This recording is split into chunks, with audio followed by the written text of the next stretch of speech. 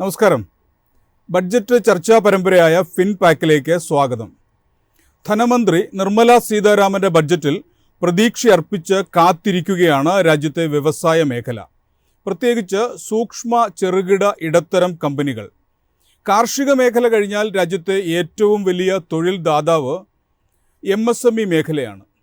ഒറ്റത്തവണ വായ്പകൾ പോലുള്ള പദ്ധതികൾ ബഡ്ജറ്റിൽ ഉൾപ്പെടുത്തണമെന്ന് MSME പ്രതിനിധികൾ ബഡ്ജറ്റിന് മുന്നോടിയായി ആവശ്യപ്പെട്ടിട്ടുണ്ട്. GSTയുമായി ബന്ധപ്പെട്ട സങ്കീർണതകളാണ് തങ്ങൾ നേരിടുന്ന മറ്റൊരു പ്രശ്നമെന്നും ഇവർ വ്യക്തമാക്കിയിട്ടുണ്ട്. ബഡ്ജറ്റിൽ നിന്ന് വ്യവസായ മേഖലയ്ക്ക് എന്തു പ്രതീക്ഷിക്കാം എന്നാണ് ഇന്ന് ഫിൻപാക്ക് ചർച്ച ചെയ്യുന്നത്.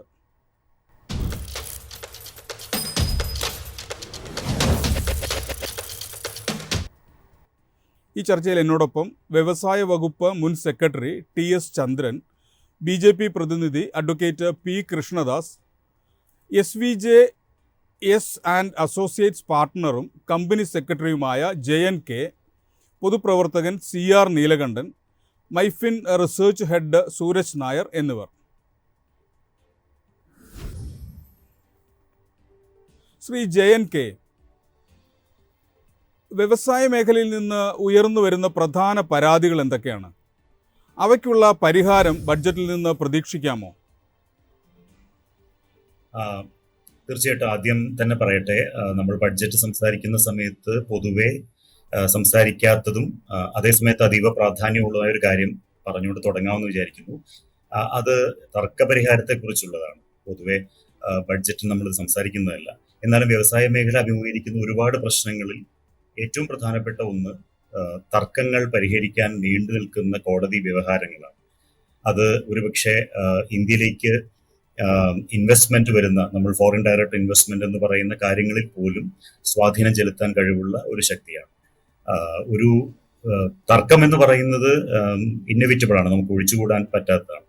അതേസമയത്ത് വളരെ പുരോഗമനപരമായ രീതിയിൽ എങ്ങനെയാണ് അതിന് പരിഹാരം കാണുക എന്ന കാര്യത്തിൽ നമ്മുടെ രാജ്യം അത്ര തന്നെ മുന്നോട്ട് പോയിട്ടില്ല. മറ്റ് പല മേഖലകളിലും വളരെ സർഗാത്മകമായ പുരോഗമനാത്മകമായ കാര്യങ്ങൾ ഉണ്ടെങ്കിൽ പോലും തർക്കപരിഹാര മേഖലയിൽ നമ്മൾ ഇപ്പോഴും കോടതി വ്യവഹാരങ്ങളെയാണ് ആശ്രയിക്കുന്നത്.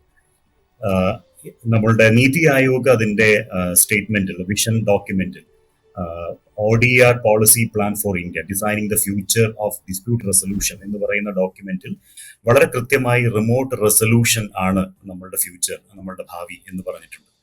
ഉദാഹരണത്തിന് ഓൺലൈൻ ഡിസ്പ്യൂട്ട് റെസൊല്യൂഷൻ ODR എന്ന് പറയുന്ന കാര്യം, അത് ഇന്നും ഇന്ത്യയിൽ അത്ര പോപ്പുലർ അല്ല. അപ്പോൾ ഈ രീതിയിൽ ഈ മേഖലയിൽ, അതായത് തർക്ക പരിഹാരങ്ങൾക്ക് വേണ്ടി എന്ത് നീക്കങ്ങളാണ് ബഡ്ജറ്റിൽ ഉണ്ടാവുക? സർക്കാർ അതിനെ സർവാത്മന സ്വാഗതം ചെയ്യുമ്പോൾ അതിനുള്ള പുതിയ സ്കീമുകൾ, പുതിയ ആശയങ്ങൾ, പുതിയ പദ്ധതികൾ, അതിനുള്ള ബഡ്ജറ്റ് എല്ലാം ഇതിലുണ്ടാവുമോ എന്ന് വ്യവസായ മേഖല വളരെ കൗതുകത്തോടു കൂടി നോക്കിക്കൊണ്ട് നിൽക്കുന്നതാണ്. കാരണം മറ്റ് പല കാര്യങ്ങളുടെയും അടിസ്ഥാനപരമായിട്ടുള്ള ഒരു വിഷയം എന്ന് പറയുന്നത് വ്യവസായ മേഖലയിൽ ഉണ്ടാകുന്ന തർക്കവും, അത് വ്യവസായ മേഖലയും സർക്കാരും തമ്മിലാവാം, കമ്പനികൾ തമ്മിലാവാം, കമ്പനിയും ജോലിക്കാരും തമ്മിലുള്ളതാവാം. ഇങ്ങനെയുള്ള തർക്കങ്ങൾ രമ്യമായി പരിഹരിക്കുന്നതിന്, വളരെ പെട്ടെന്ന് തന്നെ പരിഹരിക്കുന്നതിന് എന്താണ് മാർഗങ്ങൾ ഉണ്ടാവുക എന്നുള്ളതാണ് വളരെ കൗതുകപൂർവ്വം നോക്കിക്കൊണ്ടിരിക്കുന്ന ഒരു കാര്യം. ശ്രീ CR നീലകണ്ഠൻ, വ്യവസായ മേഖലയിൽ സുസ്ഥിരമായ രീതികളും ഹരിത സാങ്കേതിക വിദ്യകളും പ്രോത്സാഹിപ്പിക്കുന്നതിനുള്ള നടപടികൾ ബഡ്ജറ്റിൽ നിന്ന് പ്രതീക്ഷിക്കാമോ? തീർച്ചയായിട്ടും പ്രതീക്ഷിക്കണം. കാരണം ഇന്ന് ലോകം നേരിടുന്ന ഏറ്റവും വലിയ പ്രതിസന്ധി എന്ന് പറയുന്നത് ക്ലൈമറ്റ് ക്രൈസിസ് ആണ്. അത് എല്ലാ വിഭാഗം ജനങ്ങളെയും ബാധിച്ചിരിക്കുന്നു. മുമ്പ് അത് ഒരുപക്ഷെ മത്സ്യത്തൊഴിലാളികളെയോ കർഷകരെയോ അല്ലെങ്കിൽ ആദിവാസികളെയാണ് ബാധിച്ചിരുന്നെങ്കിൽ ഇന്ന് നമ്മുടെ പ്രൊഡക്ഷൻ സംവിധാനത്തെ, നമ്മുടെ ഡിസ്ട്രിബ്യൂഷൻ സംവിധാനത്തെ ഒക്കെ കാര്യമായി ബാധിച്ചിരിക്കുന്നു. അതുകൊണ്ട് ഇന്ത്യ തന്നെ പാർട്ട് ഓഫ് അതിന്റെ ഇന്റർനാഷണൽ കോൺട്രാക്ടിന്റെ ഭാഗമായിട്ട് തന്നെ ക്ലൈമറ്റ് ക്രൈസിസ്, ക്ലൈമറ്റ് ചേഞ്ച് മിറ്റിഗേഷനും അതുപോലെ അഡാപ്റ്റേഷനും വലിയ തോതിൽ, അത് വ്യവസായ മേഖലയിൽ വളരെ പ്രധാനമാണ്. കാരണം നമ്മുടെ വ്യവസായ മേഖലയുമായി ബന്ധപ്പെട്ട അനുബന്ധ മേഖലകളിലൊക്കെ വരുന്ന ഒരു കാര്യമാണ്. അപ്പൊ ഏതുതരം വ്യവസായം വരണം എന്നുള്ളതും ഏതുതരം വ്യവസായങ്ങളാണ് ഫ്യൂച്ചറിൽ വരാൻ പോകുന്നതും. നമ്മൾ കേരളത്തിൽ നിന്ന് സംസാരിക്കുമ്പോൾ നമ്മൾ കേരളത്തിൽ ഒരു IIT വേണം എന്ന് ആവശ്യം വന്നിട്ട് കുറെ കൊല്ലങ്ങളായി. ഇതുവരെ കേരളത്തിലെ വ്യവസായ വികസനത്തിന് വളരെ നിർബന്ധമായി ഉണ്ടാകാവുന്ന ഒന്നാണ് IIT. അത് നമുക്ക് കിട്ടുമെന്നാണ് ഞാൻ പ്രതീക്ഷിക്കുന്നത്. ഇത്തവണയെങ്കിലും മറ്റു പല സംസ്ഥാനങ്ങൾക്കും കേരളത്തിന് ശേഷം ആവശ്യപ്പെട്ട സംസ്ഥാനങ്ങൾക്ക് പലർക്കും കിട്ടിയിട്ടുണ്ട്. AMS പോലെയുള്ള സംഗതികൾ കാരണം ഇത് വ്യവസായത്തിന് മാത്രമല്ല സമൂഹത്തിന്റെ ആകെയുള്ള വികസനത്തിന് ആവശ്യം. അപ്പോ ഈ ക്ലൈമറ്റ് അഡാപ്റ്റേഷനും മിറ്റിഗേഷനും ഇപ്പൊ നമ്മളിപ്പോ കേരളത്തിൽ വയനാട് പോലെയുള്ള സംഭവങ്ങൾക്ക് ഒറ്റപ്പെട്ടതല്ല. അതുകൊണ്ട് തന്നെ അതിന് ഏത് തരത്തിൽ വ്യവസായ ഇതുമായിട്ട് എങ്ങനെ ലിങ്ക് ചെയ്യാം? തീർച്ചയായിട്ടും ഗ്രീൻ ഇൻഡസ്ട്രി എന്ന് നമ്മൾ പറയും, ഗ്രീൻ മോഡിലേക്ക് നമ്മൾ പോവുകയാണെന്ന് പറയും, പൊല്യൂഷൻ അല്ലെങ്കിൽ കാർബൺ എമിഷൻ കുറയ്ക്കണം എന്ന് നമ്മൾ പറയും. ഉദാഹരണത്തിന് കേരളത്തില് നമുക്ക് റെയിൽവേ വികസനം കേരളത്തിൽ വളരെ വളരെ വളരെ പ്രധാനമാണ്. കാരണം അത് ഇൻഡസ്ട്രിക്കും അത് പ്രധാനമാണെന്ന് ഞാൻ കണക്കാക്കുന്നു. അത് ചീപ്പസ്റ്റ് ട്രാൻസ്പോർട്ടേഷൻ ആണ്. വർക്കേഴ്സിന്റെ ചെലവ് വളരെ കുറവാണ്. റെയിൽവേയിൽ യാത്ര ചെയ്യുമ്പോൾ ഒരു ബസ്സിൽ വരികയാണെങ്കിൽ അതിൽ കൂടുതൽ പൈസ കൊടുക്കേണ്ടി വരും. ഇതൊക്കെ ഇൻഡസ്ട്രിയുടെ മേൽ തന്നെ അന്തിമമായി വരും. അതുകൊണ്ട് റെയിൽവേ വികസനം കേരളത്തിൽ റെയിൽവേ ബഡ്ജറ്റും ഈ ബഡ്ജറ്റും ഒന്നിച്ചാണ്. അപ്പൊ അതെങ്ങനെയാണ് നമ്മള് റെയിൽവേയുടെ ഏത് തരത്തിലാണ് കേരളത്തിൽ ഇനി തീരേണ്ട വികസനങ്ങൾ, 3-4 പാത എങ്ങനെയാണ്, ഗുഡ്സ് ട്രാൻസ്പോർട്ടിന്റെ ഇതെങ്ങനെയാണ്, ഇങ്ങനെയുള്ള നിരവധി ചോദ്യങ്ങൾ കേരളത്തിന്റെ ഭാഗത്തുനിന്ന് ഉണ്ടാകുന്നുണ്ട്. മറ്റൊന്ന്, കേരളത്തില് ഈ പറഞ്ഞതുപോലെ GST പോലെയുള്ള ഒരു സംഗതി ഇപ്പോ വന്നതോടുകൂടി ടാക്സിൽ ഗവൺമെന്റുകൾക്ക്, അത് സ്റ്റേറ്റിനും സെന്ററിനും അവരുടെ ലിവറേജ് വളരെ കുറവാണ്. കാരണം ഒരു 4 സ്ലാബിൽ എല്ലാം പെടുത്തണം. അവരുടെ കയ്യിൽ ഇപ്പോഴുമുള്ള എന്റെ ഒരു നിർദ്ദേശം വയ്ക്കാനുള്ളത് ഇതില് ഇപ്പോ അത് വരുമെന്ന് എനിക്കറിയില്ല, പബ്ലിക് ട്രാൻസ്പോർട്ടിന് ഡീസൽ ഇന്ധനം ടാക്സ് കുറച്ചു കൊടുക്കണം എന്ന അഭിപ്രായമുള്ള ഒരാളാണ് ഞാൻ. കാരണം പബ്ലിക് ട്രാൻസ്പോർട്ടിനെ കുറച്ചു കൊടുത്തു കഴിഞ്ഞാൽ പ്രൈവറ്റ് ട്രാൻസ്പോർട്ട് കുറയുകയും പബ്ലിക് ട്രാൻസ്പോർട്ട് കൂടുകയും, ലോകത്തിലെ എല്ലാ രാജ്യങ്ങളും ഇപ്പൊ ചെയ്യുന്ന ഒരു കാര്യം അതാണ്. ഇൻഡസ്ട്രിയലൈസ്ഡ് നാഷൻ ചെയ്യുന്ന ഒരു കാര്യം, അവർ പബ്ലിക് ട്രാൻസ്പോർട്ട് മെച്ചപ്പെടുത്തുകയും പ്രൈവറ്റ് ട്രാൻസ്പോർട്ട് കുറയ്ക്കുകയാണ്. ഞാൻ പറഞ്ഞത് ഇത് ഇൻഡസ്ട്രിയുടെ തന്നെ ഒരു ഭാഗമാണ്. അപ്പൊ അതുകൊണ്ട് ഈ ഇലക്ട്രിക് കാറുകൾ അതുപോലെയുള്ള സംഗതികൾ പുതിയ വ്യവസായത്തിന് വരുമെന്ന് തന്നെയാണ് ഞാൻ പ്രതീക്ഷിക്കുന്നത്. ശരി, വ്യക്തമാണ്. ശ്രീ സൂരജ് നായർ, ബഡ്ജറ്റിൽ നിന്ന് ഓഹരി വിപണിയുടെ കാഴ്ചപ്പാടിൽ എന്താണ് താങ്കൾ പ്രതീക്ഷിക്കുന്നത്? ജെയിംസ്, നമ്മൾ ഇൻഫ്രാസ്ട്രക്ചർ ഡിസ്കസ് ചെയ്ത പോലെ തന്നെ മാനുഫാക്ചറിങ് അല്ലെങ്കിൽ ഇൻഡസ്ട്രി എന്നുള്ള വളരെ ഇമ്പോർട്ടൻ്റ് ആയിട്ടുള്ളൊരു അവിഭാജ്യ ഘടകമാണ് നമ്മുടെ ഇന്ത്യൻ എക്കണോമിയെ സംബന്ധിച്ചിടത്തോളം. ഓരോ റുപ്യ നമ്മൾ ഇൻവെസ്റ്റ് ചെയ്യുന്നതും അത് വലിയൊരു ജോബ് ക്രിയേഷനും അല്ലെങ്കിൽ വലിയൊരു GDP ഗ്രോത്തിനും സഹായകരമാവുന്ന ഒരു ഇൻഡസ്ട്രിയാണ് മാനുഫാക്ചറിങ് അല്ലെങ്കിൽ ബേസിക്കലി ഇൻഡസ്ട്രീസ് എന്ന് ഉദ്ദേശിക്കുന്നത്. പണ്ടൊക്കെ നമ്മൾ മാനുഫാക്ചറിങ് സംസാരിക്കുമ്പോൾ ട്രഡീഷണൽ ആയിട്ടുള്ള ഒരു ഇൻഡസ്ട്രി മാത്രമേ നമ്മൾ സംസാരിക്കുമായിരുന്നു. ബട്ട് ഇപ്പോൾ അങ്ങനെയല്ല. ഇപ്പോൾ ഇലക്ട്രോണിക് മാനുഫാക്ചറിങ് കൂടെ ഇന്ത്യയുടെ GDPയുടെ വലിയൊരു ഇമ്പോർട്ടൻറ്റ് ഫാക്ടറായി മാറുന്നു എന്നുള്ളത് ഈ ബഡ്ജറ്റിൽ ഒരു പ്രത്യേകതയാണ്. 2, നമ്മൾ ഇതേപോലത്തെ ന്യൂ ഇൻഡസ്ട്രീസ് വരുമ്പോൾ ഇപ്പം ലാൻഡ് ലേബർ ഒക്കെ വളരെ ഹൈ കോസ്റ്റിൽ നിൽക്കുന്ന ഒരു കാലഘട്ടത്തിൽ ഒരു പുതിയ ഫാക്ടറി തുടങ്ങി മുന്നോട്ട് പോവുക എന്ന് പറയുന്നത് വളരെ കോസ്റ്റ്ലി അഫെയറായി മാറിക്കൊണ്ടിരിക്കുന്ന ഒരു കാലഘട്ടത്തിൽ ഈ ബഡ്ജറ്റ് അങ്ങനെയുള്ള ഒരു ക്യാപിറ്റൽ ഇൻറ്റൻസീവ് ആയിട്ടുള്ള ഫാക്ടറീസ് ഒക്കെ തുടങ്ങാനായിട്ട് ഒരു ടാക്സ് ഹോളിഡേ അല്ലെങ്കിൽ ഒരു കൺസെഷണൽ ടാക്സ് റേറ്റ് ഒരു 15%-ലോ 17%-ലോ കൊടുക്കുകയാണെങ്കിൽ പുതിയ ഫാക്ടറി ഉയർന്നു വരാനുള്ള ചാൻസസ് വളരെ ഹൈ ആണ്. അതുകൂടാതെ MSME സെക്ടറുകൾ, സ്റ്റാർട്ടപ്പുകൾ ഇതൊക്കെ ഒരുപാട് എൻകറേജ് ചെയ്യുന്ന രീതിയിൽ റിഫോംസ് വന്നു കഴിഞ്ഞാൽ ഒരുപാട് ഓൺട്രപ്രണർഷിപ്പ് മാനുഫാക്ചറിങ്ങിലും ഇൻഡസ്ട്രിയിലും ക്രിയേറ്റ് ചെയ്യും. രണ്ടാമത്, നമ്മൾ വളരെ ഇമ്പോർട്ടൻ്റ് ആയിട്ട് നോക്കേണ്ട ഒരു കാറ്റഗറി ഉണ്ട് മാനുഫാക്ചറിങ്ങിൽ, അതായത് മെഡിക്കൽ എക്യുപ്മെന്റ്സ് മാനുഫാക്ചറിങ്. ഇതിനൊരു PLI സ്കീം നമ്മൾ ഇലക്ട്രോണിക് മാനുഫാക്ചറിങ്ങിന് കൊടുത്തതുപോലെയോ അല്ലെങ്കിൽ മറ്റുള്ള സെക്ടേഴ്സിന് കൊടുത്തതുപോലെയോ മെഡിക്കൽ ഡിവൈസസ് നമ്മൾ ഒരുപാട് ഇമ്പോർട്ട് ചെയ്യുന്നുണ്ട്. അത് ലോക്കലി മേക്ക് ഇൻ ഇന്ത്യയുടെ കീഴിൽ മാനുഫാക്ചർ ചെയ്ത് വരാനുള്ള ഇൻസെന്റീവ്സ് കൊടുത്താൽ നന്നാവുമെന്ന് പ്രതീക്ഷിക്കുന്നു.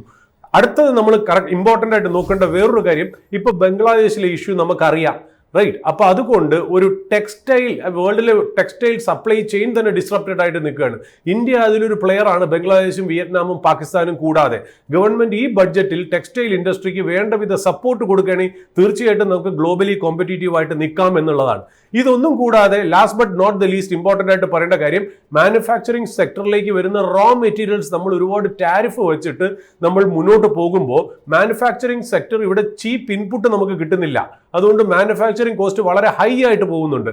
അതുകൊണ്ട് അതിനെയും കൂടെ കണക്കിലെടുത്ത് ഒരു റോ മെറ്റീരിയൽ പോളിസിയും കൂടെ കേന്ദ്ര ഗവൺമെന്റ് ഈ ബഡ്ജറ്റിലൂടെ കൊണ്ടുവന്നാൽ നന്നായിരിക്കുമെന്നാണ് അഭിപ്രായം.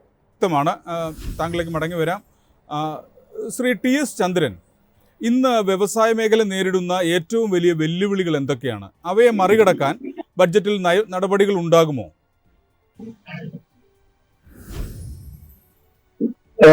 പ്രീ ബഡ്ജറ്റ് ടോക്ക് നടന്നുകൊണ്ട് ചർച്ചകളൊക്കെ ഇങ്ങനെ നടന്നുകൊണ്ടിരിക്കുകയാണ്. തീർച്ചയായിട്ടും നമുക്കറിയാം, നമ്മുടെ സമ്പദ് വ്യവസ്ഥ അതിന്റെ GDP വളർച്ചാ നിരക്ക് എന്ന് പറയുന്നത് താഴോട്ടാണ്. നമ്മള് പ്രതീക്ഷിച്ചത്ര വളർച്ച GDP-യിൽ ഉണ്ടാകുന്നില്ല, 7% എന്ന് പറയുന്ന 6.4% കുറഞ്ഞിരിക്കുന്നു എന്നുള്ളതാണ് ഇപ്പൊ വരുന്ന റിപ്പോർട്ട്. അതുപോലെ വ്യവസായ വളർച്ച നിരക്കാവട്ടെ 3.9% ആണ് എന്നുള്ളതാണ് ഈ പാദത്തിൽ വരുന്ന ഒരു റിപ്പോർട്ട്. കഴിഞ്ഞ വർഷം ഇതേ സമയത്ത് അത് 14.3% ആയിരുന്നു എന്നുള്ളതാണ്. അപ്പൊ മൊത്തത്തില് ഇന്ത്യയുടെ GDP-യുടെ വളർച്ചയിൽ കുറവ് വന്നിട്ടുണ്ട്. അതോടൊപ്പം വ്യവസായ വളർച്ചയിലും ആ റേറ്റ് ഓഫ് ഗ്രോത്തിലും കാര്യമായിട്ടുള്ള കുറവ് വന്നിട്ടുണ്ട്. എന്തുകൊണ്ടാണ് ഈ കുറവ് എന്ന് പരിശോധിക്കുമ്പോഴാണ് അതിനു വേണ്ട മെഡിസിൻ എങ്ങനെയാണ് കൊടുക്കേണ്ടത് എന്ന് നമുക്ക് ബോധ്യമാകുന്നത്. ഇതിനു വേണ്ട കുറവ് എന്ന് പറയുന്നത് ശമ്പള വർധനവിലെ കുറവാണ്. കാലാകാലങ്ങളിൽ ഉണ്ടാകുന്ന ശമ്പള വർധനവ് ഇവിടെ ഉണ്ടാകുന്നില്ല.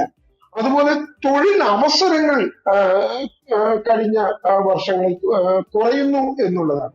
അതുപോലെ വാഹന വിൽപ്പനയിൽ വന്നിട്ടുള്ള ഇടിവ്, അതുപോലെ കമ്പനികളുടെ ലാഭത്തിൽ വന്നിട്ടുള്ള കുറവ്, അതുപോലെ രൂപയുടെയും ഓഹരിയുടെയും വിലയിൽ വന്നിട്ടുള്ള ഇടിവ്, അതുപോലെ നഗരപ്രദേശങ്ങളിലെ ഡിമാൻഡ് ബേസ്ഡ് വന്നിട്ടുള്ള ഇടിവ്, അതുപോലെ ടൂറിസം ആ മേഖലയിൽ വന്നിട്ടുള്ള കുറവ്. ഇങ്ങനെ നോക്കിക്കഴിഞ്ഞാൽ മിക്കവാറും ഏതൊക്കെയാണോ ഈ വ്യവസായ വാണിജ്യ മേഖലയെ ബൂസ്റ്റ് ചെയ്യേണ്ടത് അത്തരം മേഖലയിലൊക്കെ തന്നെ താഴോട്ട് പോയി നിൽക്കുന്ന ഒരു സ്ഥിതിയാണ് 2023-24 കമ്പയർ ചെയ്യുമ്പോൾ ഈ വർഷത്തെ 2-3 പാദങ്ങളൊക്കെ പരിശോധിക്കുമ്പോൾ നമുക്ക് തോന്നുന്നത്. അതുകൊണ്ട് പൊതുവെ നമ്മള് അതുപോലെ തന്നെ വേറെയും ചില പ്രശ്നങ്ങളുണ്ട്. ഇപ്പോ നമ്മുടെ NPA നിഷ്ക്രിയ ആസ്തികൾ ബാങ്കുകളുടെ കൂടുന്നു, അതുപോലെ പണപ്പെരുപ്പം കൂടുന്നു. അങ്ങനെയുള്ള പ്രശ്നങ്ങളും നമ്മുടെ എക്കോണമിയെ ബാധിക്കുന്നുണ്ട്. അപ്പൊ ഇതിന് റെക്ടിഫൈ ചെയ്യുന്നതിന് വേണ്ട നടപടി എന്ന് പറയുന്നത് ഈ മാർക്കറ്റ് സ്ട്രെങ്തൻ ചെയ്യുക എന്നുള്ളതാണ്. ഈ മാർക്കറ്റ് സ്ട്രെങ്തൻ ചെയ്യുക എന്ന് പറയുമ്പോൾ സൂക്ഷ്മ ചെറുകിട വ്യവസായങ്ങളുടെ കാര്യമായാലും ശരി, വൻകിട അല്ല വ്യവസായങ്ങളുടെ കാര്യമായാലും ശരി, മൊത്തത്തിലുള്ള പർച്ചേസിംഗ് പവർ അത് വർദ്ധിപ്പിക്കുന്നതിന് വേണ്ട നടപടികളാണ് കാതലായിട്ട് സർക്കാർ ഉണ്ടാക്കേണ്ടത് എന്നുള്ളതാണ്. ഇപ്പൊ മേക്ക് ഇൻ ഇന്ത്യ പോലുള്ള പദ്ധതികൾ കൊണ്ടുവന്നപ്പോൾ ഒത്തിരി വ്യവസായങ്ങൾക്ക് അത് വലിയ തോതിൽ ഗുണം ചെയ്തു. അത് നേരിട്ട് അനുഭവിച്ച ഒരു വ്യക്തിയാണ് ഞാൻ. അതുകൊണ്ട് തന്നെ അത്തരം പദ്ധതികൾ തീർച്ചയായും തുടരുക തന്നെ വേണം. പൂട്ടിപ്പോകേണ്ട അവസ്ഥയിൽ വന്നിട്ടുള്ള വ്യവസായങ്ങളൊക്കെ തന്നെ പിന്നീട് ഈ മേക്ക് ഇൻ ഇന്ത്യയിൽ വിദേശ നിക്ഷേപമൊക്കെ കടന്നു വന്നതുകൊണ്ട് അത് വലിയ തോതിലുള്ള വളർച്ച നേടിയ കാഴ്ചയൊക്കെ നമ്മുടെ മുമ്പിൽ ലൈവായിട്ട് തന്നെയുണ്ട്. അപ്പൊ അതുകൊണ്ട് അത്തരം നടപടികൾ മുന്നോട്ട് കൊണ്ടുപോകുന്നതിനോടൊപ്പം തന്നെ ഈ മാർക്കറ്റ് ക്യാച്ച് ചെയ്യുന്നതിന് വേണ്ട നടപടികളായിരിക്കണം കൂടുതലായിട്ട് അടുത്ത ബഡ്ജറ്റിൽ വരേണ്ടത് എന്നുള്ളതാണ് എനിക്ക് പറയാനുള്ളത്. ഈ മാർക്കറ്റ് നടപടികൾ എന്ന് പറയുമ്പോൾ രണ്ട് കാര്യങ്ങൾ കൂടി. മാർക്കറ്റ് നടപടികൾ എന്ന് പറയുമ്പോൾ ഒന്നാമത് ഈ പബ്ലിക് പ്രൊക്യൂർമെന്റ് പോളിസി ഗവൺമെന്റിന്റെ അതുമായി ബന്ധപ്പെട്ട് കുറച്ച് കാര്യങ്ങൾ ഈ ബഡ്ജറ്റിൽ ഉണ്ടാകും എന്ന് തീർച്ചയായും ഞാൻ പ്രതീക്ഷിക്കുകയാണ്. അതോടൊപ്പം തന്നെ ഈ ടാക്സ് ഇനങ്ങളില് പല രീതിയിലുള്ള ടാക്സുകളിലും വലിയ തോതിലുള്ള കുറവ് ഞാൻ പ്രതീക്ഷിക്കുന്നു. അതോടൊപ്പം തന്നെ നമ്മുടെ സ്റ്റാർട്ടപ്പ് എക്കോസിസ്റ്റത്തെ മെച്ചപ്പെടുത്തുന്നതിന് വേണ്ട നടപടികളും ഈ ബഡ്ജറ്റിൽ ഉണ്ടാകും എന്നാണ് ഞാൻ പ്രതീക്ഷിക്കുന്നത്. ശരി, വ്യക്തമാണ്. ശ്രീ JNK, ശ്രീ TS ചന്ദ്രൻ പറഞ്ഞതുപോലെ ടാക്സിലുള്ള കുറവ് അല്ലെങ്കിൽ കോർപ്പറേറ്റ് നികുതി നിരക്കുകളിൽ എന്തെല്ലാം മാറ്റങ്ങളാണ് താങ്കൾ പ്രതീക്ഷിക്കുന്നത്? കോർപ്പറേറ്റ് നികുതി വളരെ പ്രാധാന്യത്തോടു കൂടിയ നമ്മൾ വ്യവസായ മേഖലയിലും അതുപോലെ പ്രൊഫഷണൽസും നോക്കിക്കൊണ്ടിരിക്കുന്നതാണ്. ഇപ്പോൾ പ്രധാനമായിട്ട് പറയാനുള്ളത് കുറച്ച് എക്സംഷൻസ് ഇപ്പോൾ കമ്പനികൾക്ക് നമ്മൾ കൊടുത്തിട്ടുണ്ട്. അതിൻ്റെ ഒരു എക്സ്പാൻഷനാണ് നമ്മൾ പ്രധാനമായിട്ടും പ്രതീക്ഷിക്കുന്നത്. കാരണം അത് എല്ലാ രംഗത്തുമുള്ള ആളുകൾക്ക് ആ ഒരു എക്സംഷൻ അവൈലബിൾ അല്ല. ഇപ്പോൾ ഉദാഹരണത്തിന് മാർച്ച് 31 വരെ, ഈ മാർച്ച് 31 വരെ മാനുഫാക്ചറിങ് പ്രോസസ്സ് തുടങ്ങുന്ന കമ്പനികൾക്കുള്ള എക്സംഷൻ, അത് ഏപ്രിൽ 1 മുതലും എക്സ്പാൻഡ് ചെയ്യപ്പെടുമെന്ന് വിചാരിക്കുന്നു. അതുപോലെ വളരെ പ്രാധാന്യമുള്ളതാണ് ഈ ഗ്ലോബൽ കേപ്പബിലിറ്റി സെന്റർ, GCC എന്ന് പറയുന്ന ഗ്ലോബൽ കേപ്പബിലിറ്റി സെന്ററിന്റെ. അത് വളരെ പ്രാധാന്യമുള്ള ഒരു സംഭവമാണ്. ഇപ്പോൾ നമുക്ക് അതിന്റെ ഗ്രോത്ത് പൊട്ടൻഷ്യൽ വളരെ കൂടുതലാണ്. അവർക്കൊക്കെ ഒരു ലോവർ ടാക്സ് റേറ്റ് ഗവൺമെന്റ് കൊടുക്കും എന്ന ഒരു എന്താ പറയുക, ഒരു ആഗ്രഹം വ്യവസായ മേഖലയ്ക്ക് ഉണ്ട്. കാരണം അത് GCC എന്ന് പറയുന്ന ഓഫ് ഷോർ ഫെസിലിറ്റിയാണ്. അത് നമ്മുടെ എംപ്ലോയ്മെന്റ് ഓപ്പർച്യൂണിറ്റി, ഇപ്പൊ ചന്ദ്രൻ സാർ പറഞ്ഞതുപോലെ എംപ്ലോയ്മെന്റ് ഓപ്പർച്യൂണിറ്റി കുറവിനെ കുറച്ച് ഒരു പരിധി വരെയൊക്കെ അത് സഹായിക്കാൻ പറ്റുന്നതാണ്. അങ്ങനെയുള്ള കാര്യങ്ങളുണ്ട്. പിന്നെ പ്രധാനമായിട്ടുള്ളത് ആഭ്യന്തര ഉൽപാദനം നമ്മൾ ശ്രദ്ധിക്കുന്നത് പോലെ തന്നെ മറ്റു രാജ്യങ്ങളും വളരെ കാര്യമായിട്ട് ശ്രദ്ധിക്കും. ഇപ്പോൾ അമേരിക്കയുടെ മാറിയ ഒരു രാഷ്ട്രീയ സാഹചര്യത്തിൽ അവരവിടെ ഇമ്പോർട്ട് താരിഫ് കൂട്ടാനും അതുപോലെ കൂടുതലായിട്ടുള്ള ഇൻസെന്റീവ്സ് അവിടെയുള്ള ഇൻഡിജിനസ് ഇൻഡസ്ട്രീസിന് കൊടുക്കാനും ടാക്സ് കട്ട് അവിടെ വരാനും ഒക്കെ സാധ്യതയുണ്ട്. അപ്പൊ എക്സ്പോർട്ടിൽ പ്രവർത്തിക്കുന്ന സംരംഭങ്ങൾക്ക് കൂടുതലായിട്ടുള്ള ഇൻസെന്റീവ്സ് കൊടുക്കാൻ, അവർക്ക് അവരുടെ ഇൻട്രസ്റ്റ് ഈക്വലൈസേഷനോ അല്ലെങ്കിൽ മറ്റുള്ള സ്കീമുകൾ കൊണ്ടുവരാനോ, അവരുടെ ഫിനാൻസ് കോസ്റ്റ് കുറയ്ക്കാനോ, ക്രെഡിറ്റ് ഗ്യാരണ്ടി സ്കീം MSMEക്ക് കുറച്ചുകൂടിയൊക്കെ എക്സ്പാൻഡ് ചെയ്യാനോ ഒക്കെയുള്ള ടാക്സിന്റെ ഒരു ബെനിഫിറ്റ് കൊടുക്കുന്നതിനൊക്കെ ഉപരിയായിട്ട് ഇവരെ കുറെ കൂടിയും പ്രൊഡക്ഷൻ എടുക്കാനും അവരുടെ മാർജിൻ കൂട്ടാനും ശ്രദ്ധിക്കുന്ന ലോങ് ടേം മെഷേഴ്സ് ആയിരിക്കും നല്ലതെന്ന് തോന്നുന്നു. അതുപോലെ തന്നെ MSME സെഗ്മെന്റിൽ ഏറ്റവും താഴെ റൂറൽ എക്കോണമിയിൽ വർക്ക് ചെയ്യുന്ന ലേബർ ഇന്റൻസീവ് ആയിട്ടുള്ള മാനുഫാക്ചറിങ് ഇൻഡസ്ട്രീസ്, സർക്കാരിന്റെ ഏറ്റവും കൂടുതൽ ശ്രദ്ധ പതിയേണ്ട ഒരു മേഖലയാണ് ഈ ടെക്സ്റ്റൈൽ അല്ലെങ്കിൽ ഫുഡ്വെയർ, ഫുഡ് പ്രോസസ്സിംഗ് എന്നൊക്കെ പറയുന്ന ഇൻഡസ്ട്രീസ്. അവരുടെ കോൺട്രിബ്യൂഷൻ വളരെ കൂടുതലാണ്. അവിടെ അത് ലേബർ ഇന്റൻസീവ് ആണ്, അതേസമയത്ത് അത് റൂറൽ എക്കോണമിയിൽ നിൽക്കുന്നതാണ്. ജനങ്ങളെ ശരി, ശ്രീ ജയൻ, കേരളത്തിലെ വ്യവസായ മേഖല ഈ ബഡ്ജറ്റിൽ നിന്ന് എന്താണ് പ്രതീക്ഷിക്കുന്നത്? അതായത് MSME തന്നെയാണ് നമ്മളുടെ ഏറ്റവും സ്ട്രെങ്ത് ആയിട്ടുള്ള കാര്യം. ചെറുകിട വ്യവസായങ്ങളാണ് കൂടുതൽ നിൽക്കുന്നത്. അവർക്കുള്ള ആനുകൂല്യങ്ങൾ അല്ലെങ്കിൽ അവരുടെ സ്കിൽ ഡെവലപ്മെന്റ് അങ്ങനത്തെ കാര്യങ്ങളാണ് ഏറ്റവും കൂടുതൽ കേരളം ആഗ്രഹിക്കുന്ന. ഒരു പക്ഷേ സ്കിൽ ഡെവലപ്മെന്റും ഇൻഫ്രാസ്ട്രക്ചറും തന്നെയായിരിക്കും. ഇപ്പോൾ ഫുഡ് എന്ന് പറയുന്ന ഇൻഡസ്ട്രി തന്നെ നമ്മൾ എടുത്താൽ അതിന്റെ ഏറ്റവും വലിയ പ്രശ്നം നമുക്കുള്ളത് പ്രൊഡക്ഷനേക്കാൾ കൂടുതലായി അതിന്റെ ഡെലിവറി സിസ്റ്റത്തിലുള്ള പ്രശ്നമാണ്.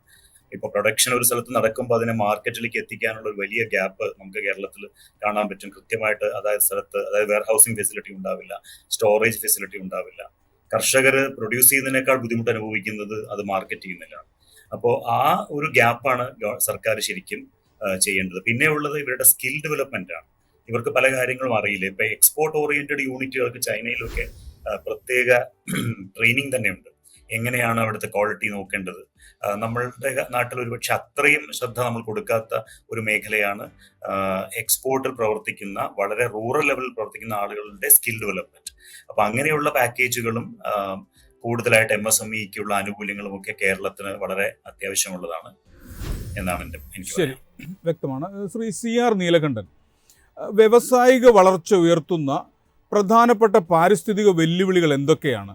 ബഡ്ജറ്റിന് അവയെ എങ്ങനെ അഡ്രസ് ചെയ്യാനാവും? അല്ല, ഇപ്പൊ നമുക്കറിയാം, ഞാൻ നേരത്തെ സൂചിപ്പിച്ചതുപോലെ ഒരു ക്ലൈമറ്റ് ക്രൈസിസിലാണ് ലോകം നിൽക്കുന്നത് എന്നതുകൊണ്ട് തന്നെ കൂടുതൽ കാർബൺ ഇന്റൻസീവായ കാർബൺ എമിഷൻ ഉള്ള ഇൻഡസ്ട്രീസിലേക്ക് ഇനി അധികം പോകാൻ കഴിയില്ല. പ്രത്യേകിച്ചും കേരളം പോലൊരു സ്ഥലത്ത് പൊല്യൂട്ടിംഗ് ആയിട്ടുള്ള ഇൻഡസ്ട്രീസ്. അതിന് പകരം ഇപ്പൊ കേരളത്തിലെ സംബന്ധിച്ചിടത്തോളം ഇപ്പൊ നേരത്തെ പറഞ്ഞു, നമ്മുടെ ടൂറിസം മേഖല, നമ്മുടെ മെഡിക്കൽ ടൂറിസം അടക്കം ഒരുപാട് സാധ്യതകൾ നമ്മുടെ നാട്ടിലുണ്ട്. വാട്ടർ ടൂറിസം നമ്മുടെ നാട്ടിൽ സാധ്യതയുണ്ട്. അതുപോലെയുള്ള സ്കിൽ ഡെവലപ്മെന്റ് മാത്രമല്ല, ഇപ്പൊ MSMEയുടെ കാര്യം പറഞ്ഞു, നമ്മുടെ കൊയർ ഇൻഡസ്ട്രി, നമ്മുടെ കാഷ്യൂ ഇൻഡസ്ട്രി ഒക്കെ ഇന്ന് ഡോൾഡ്രംസിലാണ്. അതുപോലെ നമ്മുടെ കൈത്തറി ലോക പ്രസിദ്ധമാണ് ഒരർത്ഥത്തിൽ. നമ്മുടെ ആയുർവേദം നമുക്ക് എങ്ങനെ നന്നായി മാർക്കറ്റ് ചെയ്യാം എന്നുള്ളത് കേരളം വളരെ വളരെ പ്രധാനമാണ്. ഇതൊക്കെ തന്നെ എക്കോ ഫ്രണ്ട്ലി ഇൻഡസ്ട്രീസ് ആണ്. ഇതിനൊന്നും ഒരു വലിയ പുകയോ ഇതോ വലിയ എനർജിയോ ആവശ്യമില്ല. മാത്രമല്ല, കേരളം പോലൊരു സ്ഥലത്ത് നമുക്ക് ഇപ്പോ വെനീസ് പോലെയൊക്കെ ഒരു വാട്ടർ ട്രാൻസ്പോർട്ട് മാത്രമുള്ള സിറ്റികൾ രൂപപ്പെടുത്താൻ കഴിയും. ആലപ്പുഴ പോലെ, എറണാകുളം പോലെ മേജർ ട്രാൻസ്പോർട്ട് വാട്ടറിലേക്ക് മാറാൻ കഴിയുന്ന സിറ്റികളുണ്ട് കേരളത്തിൽ. വാട്ടർ ട്രാൻസ്പോർട്ട് കേരളത്തിൽ ഏറ്റവും പ്രധാനമായി വികസിപ്പിക്കേണ്ട ഒന്നാണെന്നാണ് ഞാൻ എപ്പോഴും കരുതുന്നത്. അപ്പോ ലോകത്ത് പല സിറ്റികളും വലിയ IITകൾ അടക്കം, യൂണിവേഴ്സിറ്റികൾ അടക്കം ഇവ സൈക്കിളിൽ യാത്ര ചെയ്യുന്ന പ്രൊഫസർമാരും ഒക്കെ നമ്മൾ ധാരാളം കണ്ടിട്ടുണ്ട്. നമ്മുടെ നാട്ടിൽ സൈക്കിൾ ഓടിക്കാൻ പറ്റില്ല, അതിനുള്ള സൈക്കിളിനുള്ള ട്രാക്ക് ഇല്ല. അപ്പൊ നമ്മുടെ ഒരുപക്ഷെ ഞാൻ പറഞ്ഞത് അത്തരത്തിലുള്ള പുതിയ സൈക്കിളുകൾ, പുതിയ തരത്തിലുള്ള അതിലുള്ള ട്രാക്കുകൾ, ഇങ്ങനെയൊക്കെയുള്ള ഒരുപാട് തൊഴിലവസരം കേരളത്തിൽ ഉണ്ടാവും. കേരളം ഇപ്പൊ ഏറ്റവും വലിയ ബ്രെയിൻ ഡ്രെയിനെ, പണ്ടൊക്കെ നമ്മൾ ബ്രെയിൻ ഡ്രെയിൻ പറയാറുണ്ടെങ്കിൽ ഏറ്റവും കൂടുതൽ വന്നുകൊണ്ടിരിക്കുക, നമുക്കറിയാം കേരളത്തിലെ കുട്ടികൾ എന്തെങ്കിലും ചാൻസ് കിട്ടിയാൽ പുറത്തു പോകണമെന്ന് ആഗ്രഹിക്കുന്ന കുട്ടികളാണ്. ഞാൻ അവരെ കുറ്റം പറയല്ല. പക്ഷെ അത് കേരളത്തിൽ ഉണ്ടാക്കുന്ന വലിയൊരു ഗ്യാപ്പ് ഉണ്ട്. അത് ഏജ് ഗ്യാപ്പ് മാത്രമല്ല, ഒരു ടെക്നോളജിക്കൽ ഇതുമായി ബന്ധപ്പെട്ട ഒരു ഗ്യാപ്പ് ഉണ്ട്. ഒരു യൂത്ത് ഇവിടെ ഇല്ലാതാവുന്ന ഒരു പ്രശ്നമുണ്ട്. അതിനെ മറികടക്കണമെങ്കിൽ നമ്മൾ അവരെ കൂടുതൽ അട്രാക്ട് ചെയ്യുന്ന തരത്തിലുള്ള ഇൻഡസ്ട്രീസ് ഇവിടെ വരണം. അങ്ങനെ അട്രാക്ട് ചെയ്യുന്ന ഇൻഡസ്ട്രീസ് വന്നാൽ മാത്രമേ നമുക്ക് കേരളം സസ്റ്റൈനബിൾ ആയി നിൽക്കാൻ പറ്റും. ഇന്ത്യ മൊത്തം, പക്ഷെ കേരളം വളരെ സ്പെസിഫിക് ആണ്. കാരണം നമ്മുടെ പോപ്പുലേഷൻ ഡെൻസിറ്റിയും ക്ലൈമറ്റും നമ്മുടെ ടോപ്പോഗ്രഫിയും ഒക്കെ ഉണ്ട്. ഇതൊക്കെ അനുസരിച്ച് ഇത് നന്നായി കൈകാര്യം ചെയ്യാൻ കഴിയുന്ന ഒരു സ്ഥലമാണ് കേരളം. 2014 ഞാൻ മടങ്ങി വരാം. ശ്രീ TS ചന്ദ്രൻ, ഗതാഗതം, ലോജിസ്റ്റിക്സ്, ഡിജിറ്റൽ അടിസ്ഥാന സൗകര്യങ്ങൾ പോലുള്ള വ്യവസായിക വളർച്ചയെ പിന്തുണയ്ക്കുന്ന അടിസ്ഥാന സൗകര്യ പദ്ധതികളിൽ ഇത്തവണ ബഡ്ജറ്റ് ശ്രദ്ധ കേന്ദ്രീകരിക്കുമോ? തീർച്ചയായും. ഞാൻ ഈ പ്രിയപ്പെട്ട ശ്രീ CR നീലകണ്ഠൻ അദ്ദേഹം പറഞ്ഞ ഒരു കാര്യമുണ്ട്. നമ്മുടെ ഈ ഗ്രീൻ ഇൻഡസ്ട്രി എന്ന ഒരു കൺസെപ്റ്റ് എടുത്തുകൊണ്ട് നമുക്ക് ഇൻഡസ്ട്രിയൽ ഗ്രോത്ത് ഉണ്ടാക്കാൻ കഴിയുമോ എന്നാണ് അദ്ദേഹം പറയുന്നത്. അതായത് ആ ഗ്രീൻ, ഇപ്പം കയറ്, കൈത്തറി, കശുവണ്ടി, നമ്മൾക്ക് ഇതിന്റെ ഒരു ഇൻഡസ്ട്രിയുടെ ചരിത്രം പരിശോധിച്ചാൽ മനസ്സിലാകുന്ന ഒരു കാര്യം, ഏതൊരു കാലഘട്ടത്തിലും അതിനനുസരിച്ച് എക്യൂപ്പ് ചെയ്യാതെ ഒരു കാരണവശാലും നമ്മുടെ എക്കോണമി മുന്നോട്ട് പോകില്ല. നമ്മുടെ കോൺസെൻട്രേഷൻ കയറിലും കൈത്തറിയിലും കശുവണ്ടിയിലും മാത്രമായിക്കൊണ്ട് നമുക്ക് നീങ്ങാൻ കഴിയില്ല. ഗ്രീൻ എനർജി നമുക്ക് സുലഭമായിട്ട് ഉപയോഗിക്കുന്നതിനോ അത്തരം മേഖലകളിൽ കൂടുതൽ ഇടപെട്ടുകൊണ്ട് കാലഘട്ടത്തിനനുസരിച്ച് നമ്മൾ വ്യവസായത്തെ രൂപപ്പെടുത്തേണ്ടതുണ്ട്. എന്നാൽ മാത്രമേ വ്യവസായ വളർച്ച ഉണ്ടാവുള്ളൂ, തൊഴിലവസരങ്ങൾ ഉണ്ടാവൂ, അതുപോലെ തന്നെ രാജ്യത്തിന്റെ ഡെവലപ്മെന്റ് സാധ്യമാകൂ, GDP വർദ്ധിക്കൂ എന്നൊക്കെ നമുക്കറിയാം. ഇപ്പൊ കേരളത്തിലെ ഉള്ള കയറിന്റെ കൈത്തറിയുടെയും ഒക്കെ അവസ്ഥ എടുത്താൽ ഞാൻ പ്രത്യേകിച്ച് പറയേണ്ട ആവശ്യമൊന്നുമില്ല. അതൊക്കെ പച്ച പിടിച്ചു വരാനുള്ള സാധ്യത വളരെ വളരെ വളരെ കുറവാണ്. എന്തുകൊണ്ടാണെന്ന് വെച്ചാൽ മാർക്കറ്റിൽ കോമ്പീറ്റ് ചെയ്ത് ഇവർക്ക് പ്രോഡക്റ്റ് വിൽക്കാൻ കഴിയില്ല. ഒറ്റ എക്സാമ്പിൾ ഞാൻ പറയും. ഈ കൈത്തറിയുടെ ഒരു ഡബിൾ മുണ്ട് നമ്മൾ വാങ്ങുകയാണ് എങ്കിൽ അതിന്റെ കോസ്റ്റ് എന്ന് പറയുന്നത് 600 രൂപയ്ക്ക് മുകളിലാണ്. ഇനി അതേ നൂല് കൊണ്ട് മെഷീനിൽ നെയ്തെടുത്ത അതേ ഡബിൾ മുണ്ട്, നെയ്യുന്നത് മെഷീനിലാണ്, മറ്റത് കൈകൊണ്ടാണ്. ഈ വ്യത്യാസം മാത്രമേ ഉള്ളൂ. ഞാൻ ആ മേഖലയിൽ ഉണ്ടായിരുന്നുകൊണ്ട് പറയാം. അതേ മേഖലയിൽ നെയ്തെടുത്ത മെഷീനിൽ നെയ്തെടുത്ത ക്ലോത്ത് ഡബിൾ മുണ്ട് വാങ്ങുകയാണെങ്കിൽ അതിന് 200 രൂപ മതി. അപ്പൊ ജനങ്ങൾ എങ്ങോട്ട് പോകും എന്നുള്ള ഒരു അവസ്ഥയുണ്ട്. പക്ഷെ നമ്മൾ കുറെ സബ്സിഡിയും കുറെ ആനുകൂല്യങ്ങളും ഒക്കെ കൊടുത്തിട്ട് നമ്മൾ ഈ മേഖലയെ പിടിച്ചു നിർത്താൻ നോക്കുക. അപ്പോഴും ഒരു പഠനം നടത്തിയിരുന്നു. ആ ഒരു പഠനം എന്ന് പറയുന്നത് കൈത്തറി മേഖലയിൽ എത്ര ശതമാനം യങ്സ്റ്റേഴ്സ് ഉണ്ട്. യങ്സ്റ്റേഴ്സ് എന്ന് പറയേണ്ട, ഒരു 45 വയസ്സിൽ താഴെ എത്ര പേർ കൈത്തറിയിൽ ജോലി ചെയ്യുന്നുണ്ട്. ഇത് നോക്കിയപ്പോഴാണ് നമ്മൾ ഞെട്ടിപ്പോയത്. ശരിക്കും പറഞ്ഞാൽ 10% താഴെ ആളുകൾ മാത്രമാണ് ഈ കൈത്തറി മേഖലയിൽ ഇന്ന് 45 വയസ്സിൽ താഴെ പ്രായമുള്ള ആളുകൾ വർക്ക് ചെയ്യുന്നത്. അങ്ങനെയുള്ള ഒരു മേഖല എങ്ങനെയാണ് സസ്റ്റെയിൻ ചെയ്യുക, എങ്ങനെയാണ് അത് നിലനിൽക്കുക? അത് ആ ഒരു തലമുറയുടെ കാലം കഴിയുന്നതോടുകൂടി കൈത്തറി എന്ന് പറയുന്ന പ്രസ്ഥാനം പോവുക തന്നെ ചെയ്യും എന്നാണ് ഞാനൊക്കെ മനസ്സിലാക്കുന്നത്. അതിന്റെ കാരണം വേറെ ഒന്നുമല്ല, നാച്ചുറൽ ആയിട്ട് സംഭവിക്കുന്ന കാര്യങ്ങളാണ്. കാരണം അവിടെ വർക്ക് ചെയ്യാൻ ആളില്ല. കൈത്തറി മേഖലയിൽ വർക്ക് ചെയ്യുന്ന 45 വയസ്സിൽ താഴെയുള്ള 10% ആളുകളെയും വെച്ചുകൊണ്ട് ആ ഒരു മേഖല എങ്ങനെ വർക്ക് ചെയ്യും? 3 ലക്ഷത്തിലും ആളുകൾ വർക്ക് ചെയ്തിരുന്ന ഒരു മേഖലയാണ്. ഇന്ന് കേരളം മൊത്തത്തിൽ എടുത്തു കഴിഞ്ഞാൽ പോലും ഒരു 30,000-ൽ താഴെ ആളുകൾ മാത്രമേ അതിനകത്ത് സസ്റ്റെയിൻ ചെയ്യുന്നുള്ളൂ. അതിൽ തന്നെയുള്ള സ്ഥിതിയാണ് ഞാൻ പറഞ്ഞത്. 10 ഈ പറയുന്ന 45 വയസ്സിൽ താഴെ പ്രായമുള്ള ആളുകളുടെ കണക്ക് എന്ന് പറയുന്നത്. അപ്പൊ അതോടൊപ്പം നിൽക്കട്ടെ. അപ്പൊ സാർ ചോദിച്ച ചോദ്യത്തിലേക്ക് വരികയാണെങ്കിൽ നമുക്കറിയാം, അപ്പൊ ക്രെഡിറ്റ് ഗ്യാരണ്ടിയാണ് MSMEകൾക്ക് കൊടുക്കാവുന്ന ഒരു പ്രധാനപ്പെട്ട ട്രീറ്റ്മെന്റ്.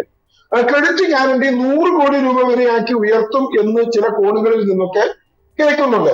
അത് ആർക്കുള്ള ഗുണം കിട്ടുക എന്ന് വെച്ചാൽ വലിയ കമ്പനികൾക്കും വലിയ സ്ഥാപനങ്ങൾക്കും മാത്രമാണ് അതിന്റെ ഒരു പ്രയോജനം കിട്ടുക. അങ്ങനെ വരുമ്പോൾ ശരിക്കും പറഞ്ഞാൽ ഇപ്പൊ 5 കോടി രൂപ വരെ ക്രെഡിറ്റ് ഗ്യാരണ്ടി സ്കീമില് സർക്കാർ കൊടുക്കുന്നുണ്ട്, ഗ്യാരണ്ടി കൊടുക്കുന്നുണ്ട് MSMEകൾക്ക് കൊടുക്കുന്ന ലോണുകൾക്ക്. അതുപോലെ ഇൻഫ്രാസ്ട്രക്ചർ ഇൻവെസ്റ്റ്മെന്റ് ആണ് മറ്റൊരു മേഖല വരുന്നത്.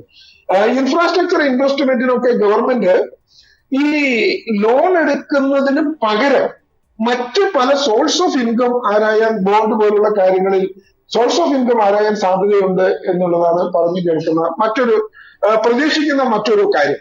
മറ്റൊരു പ്രധാനപ്പെട്ട കാര്യം ഈ ബഡ്ജറ്റിൽ ഒരുപക്ഷെ ഉണ്ടാകാൻ പോകുന്നത് MSME സെക്ടറില് സെക്ടർ വൈസിൽ, നേരത്തെ നമ്മുടെ അഡ്വക്കേറ്റ് സൂചിപ്പിച്ചതുപോലെ സെക്ടർ വൈസിലുള്ള ഇൻവെസ്റ്റ്മെന്റ് പാക്കേജസ് വരും എന്നാണ് ഞാൻ വിചാരിക്കുന്നത്.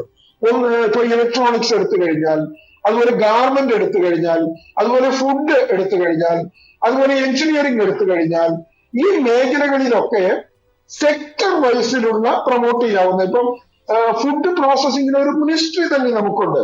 Ministry of food processing industries എന്ന് പറയുന്ന ഒരു സംവിധാനം തന്നെ നമുക്കിപ്പോ ഓൾറെഡി റൺ ചെയ്യുന്നുണ്ട്, പ്രത്യേക മിനിസ്ട്രി അതിനുണ്ട്. അപ്പൊ അതുപോലെ ഈ ഗ്രോത്ത് പൊട്ടൻഷ്യൽ ആയിട്ടുള്ള മേഖലകൾക്ക്, അതുപോലെ തന്നെ AI, റോബോട്ടിക്സ് മേഖല, ഇതുപോലുള്ള മേഖലകളെ ഫോക്കസ്ഡ് ആയിട്ടുള്ള സെക്ടർ വൈസിലുള്ള ഇൻസെന്റീവ് സ്കീമുകളും, അതുപോലെ തന്നെ പ്രോജക്ട് സ്കീമുകൾ, അതുപോലെ മെഡിസിൻസ്. ഏറ്റവും വലിയ ഒരു ഹബ്ബാണ് നമ്മൾ മെഡിസിൻ മാനുഫാക്ചറേഴ്സ്. അത് ഏറ്റവും കൂടുതൽ ചെയ്യുന്നത് MSMEകളുമാണ്. MSMEകൾക്ക് വലിയ ഒരു റോളുണ്ട്. അപ്പൊ ആ മേഖലകളിലൊക്കെ സെക്ടർ വൈസിലുള്ള ഏതെങ്കിലും മികച്ച രീതിയിലുള്ള ഇൻസെന്റീവ്സ് ഈ ബജറ്റിൽ ഉണ്ടാകുമെന്ന് തീർച്ചയായിട്ടും പ്രതീക്ഷിക്കുന്നുണ്ട്. വ്യക്തമാണ്. ശരി. അഡ്വക്കേറ്റ് പി കൃഷ്ണദാസ്, ഞാൻ താങ്കളോട് ചോദിച്ചത് ആഭ്യന്തര ഉൽപാദനം വർദ്ധിപ്പിക്കുന്നതിനുള്ള സംരംഭങ്ങൾക്ക് ബഡ്ജറ്റിൽ മുൻതൂക്കം ലഭിക്കുമോ എന്നായിരുന്നു. 2014 നരേന്ദ്രമോദിയുടെ നേതൃത്വത്തിലുള്ള ഗവൺമെന്റ് അധികാരത്തിൽ വന്നതിന് ശേഷം മേക്ക് ഇൻ ഇന്ത്യ പദ്ധതി പ്രഖ്യാപിക്കുകയും രാജ്യത്തെ വ്യാവസായിക വികസനവുമായി ബന്ധപ്പെട്ടുകൊണ്ട് ചെറുകിട സംരംഭങ്ങളെ സംബന്ധിച്ചാണെങ്കിലും മറ്റ് വ്യത്യസ്ത മേഖലകളിലുള്ള പൊതുമേഖലാ സംവിധാനങ്ങളെ സംബന്ധിച്ചാണെങ്കിലും അതിന്റെ സമഗ്രമായിട്ടുള്ള ഒരു വികസനത്തെ മുന്നിൽ കണ്ടുകൊണ്ടാണ് മേക്ക് ഇൻ ഇന്ത്യ പദ്ധതി പ്രഖ്യാപിച്ചത്. രാജ്യത്തെ ഉൽപാദനം വർദ്ധിപ്പിക്കുക, രാജ്യത്തെ ചെറുകിട വൻകിട വ്യവസായങ്ങളുമായി ബന്ധപ്പെട്ടുകൊണ്ട് നിൽക്കുന്ന വിവിധ മേഖലകളിലെ പ്രൊഡക്ഷൻ സെന്ററുകൾക്ക് ആവശ്യമുള്ള അവരുടെ അസംസ്കൃത വസ്തുക്കളുടെ കാര്യത്തിലാണെങ്കിലും അത് കൊണ്ടുവന്നുകൊണ്ടുള്ള അസംബ്ലിംഗ് ഉൾപ്പെടെയുള്ള പൊതു സംവിധാനങ്ങളുടെ വികസനത്തിന്റെ കാര്യത്തിലാണെങ്കിലും അത് വർദ്ധിപ്പിക്കുക എന്നുള്ള ലക്ഷ്യത്തോടു കൂടിയിട്ടാണ് ആ പദ്ധതി സർക്കാർ പ്രഖ്യാപിക്കുന്നത്. ആ പദ്ധതി പ്രഖ്യാപിച്ചതിന് ശേഷം ലോകത്തിലെ ഏറ്റവും പ്രധാനപ്പെട്ട ഇക്കോണമികളിൽ ഒന്നായി രാജ്യത്തെ മാറ്റുന്നതിനുള്ള ശ്രമങ്ങൾ പിന്നീട് കേന്ദ്ര ഗവൺമെന്റ് ആരംഭിക്കുകയും അതിന്റെ ഭാഗമായി 5 ട്രില്യൺ എന്നുള്ള പൊതുവായിട്ടുള്ള ഒരു ഇക്കണോമിക് ഡെവലപ്മെന്റിനെ സംബന്ധിക്കുന്ന ആശയം സർക്കാർ മുന്നോട്ട് വെക്കുകയും ചെയ്തു. കഴിഞ്ഞ 12 വർഷക്കാലത്തിനിടയിൽ മേക്ക് ഇൻ ഇന്ത്യ പദ്ധതിയുടെ അടിസ്ഥാനത്തിൽ ലോകത്തിലെ ഏറ്റവും വലിയ ഒരു മാർക്കറ്റ് എന്ന് അറിയപ്പെടുന്ന രാജ്യത്തെ സാമ്പത്തിക സംവിധാനവും രാജ്യത്തെ മാർക്കറ്റും അത് ഇന്ന് ലോകത്ത് കിടപിടിക്കാൻ കഴിയുന്ന 3ാമത്തെയോ 4ാമത്തെയോ സാമ്പത്തിക ശക്തിയായി വളരുന്ന സ്ഥിതിയിലേക്ക് രാജ്യത്തെ മാറ്റി. അതിൽ ഏറ്റവും പ്രധാനപ്പെട്ടത് സർക്കാർ അന്ന് മേക്ക് ഇൻ ഇന്ത്യ പദ്ധതിയുമായി കൊണ്ടുവന്ന നടപടികൾക്കിടയിൽ 14 പ്രധാനപ്പെട്ട മേഖലകളാണ് PLI എന്നുള്ള നിലയ്ക്ക് സർക്കാർ കൊണ്ടുവന്നത്. അതുമായി ബന്ധപ്പെട്ടുകൊണ്ട് പ്രൊഡക്ഷൻ ലിങ്ക്ഡ് ഇൻസെന്റീവ്സ് എന്നുള്ള നിലയ്ക്ക് സർക്കാർ കൊണ്ടുവന്ന പദ്ധതിയുടെ അടിസ്ഥാനത്തിൽ 14 പ്രധാനപ്പെട്ട മേഖലകൾ സർക്കാർ തെരഞ്ഞെടുക്കുകയും ആ മേഖലകൾക്ക് കൂടുതൽ ഊന്നൽ നൽകിക്കൊണ്ട് പിന്നീട് തുടർന്ന് വന്നിട്ടുള്ള എല്ലാ ബഡ്ജറ്റുകളിലും ആ മേഖലകളെ കൂടുതൽ പരിപോഷിപ്പിക്കുന്നതിന് വേണ്ടിയിട്ടുള്ള ഫണ്ട് വകയിരുത്തുകയും അതല്ലെങ്കിൽ അതിനു വേണ്ടിയിട്ടുള്ള സാഹചര്യങ്ങൾ ഒരുക്കുകയും ചെയ്തു. രാജ്യത്തെ ഏതാണ്ട് എല്ലാ സംസ്ഥാനങ്ങളും ഇന്ന് പൊതുവായി മേക്ക് ഇന്ത്യ പദ്ധതിയുടെ ഭാഗമായിട്ടുള്ള അതിന്റെ വികസനത്തിന്റെ ഭാഗമായിട്ടുള്ള പദ്ധതികളുടെ ആവിഷ്കരണത്തിന്റെ കാര്യത്തിലാണെങ്കിലും നടപ്പാക്കുന്നതിന്റെ കാര്യത്തിലാണെങ്കിലും സംസ്ഥാന സർക്കാരുകൾ ഉൾപ്പെടെ സഹകരിച്ചുകൊണ്ട് നടപ്പാക്കിക്കൊണ്ടിരിക്കുന്ന പദ്ധതികളിൽ പ്രധാനമായും സിംഗിൾ വിൻഡോ സിസ്റ്റത്തിലൂടെ സ്റ്റാർട്ടപ്പുകൾക്കാണെങ്കിലും മറ്റ് വ്യവസായങ്ങൾക്കാണെങ്കിലും അവരുടെ ലൈസൻസുകൾ ഏർപ്പെടുത്തുന്നതിനും കൂടുതൽ സുതാര്യമാക്കുന്നതിനുള്ള നടപടികൾ സ്വീകരിച്ചു എന്നുള്ളതാണ്. പ്രത്യേകിച്ച് രാജ്യത്തെ പൊതുമേഖല അതുപോലെ തന്നെ വൻകിട വ്യവസായങ്ങൾ ഉൾപ്പെടുന്ന റെയിൽവേയുടെ കാര്യത്തിലാണെങ്കിലും റോഡ് വികസനവുമായി ബന്ധപ്പെട്ടുകൊണ്ടാണെങ്കിലും പോർട്ടുകളുടെ വികസനവുമായി ബന്ധപ്പെട്ടുകൊണ്ടാണെങ്കിലും എയർപോർട്ടുകൾ, മാസ് ട്രാൻസ്പോർട്ടേഷൻ, അതുപോലെ തന്നെ ലോജിസ്റ്റിക്, ഇങ്ങനെയുള്ള മേഖലകളിലെല്ലാം കൊണ്ടുവന്നിട്ടുള്ള സ്വതന്ത്രമായിട്ടുള്ള ഒപ്പം തന്നെ തനതായിട്ടുള്ള നിർമ്മാണ പ്രക്രിയയും അതിനു വേണ്ടിയിട്ടുള്ള ഫണ്ടിന്റെ വകയിരുത്തലും അതിനുവേണ്ടി സ്വകാര്യ മേഖലയുടെ കൂടി പങ്കാളിത്തത്തോടുകൂടി നടപ്പാക്കിക്കൊണ്ടിരിക്കുന്ന വികസന പദ്ധതികൾ.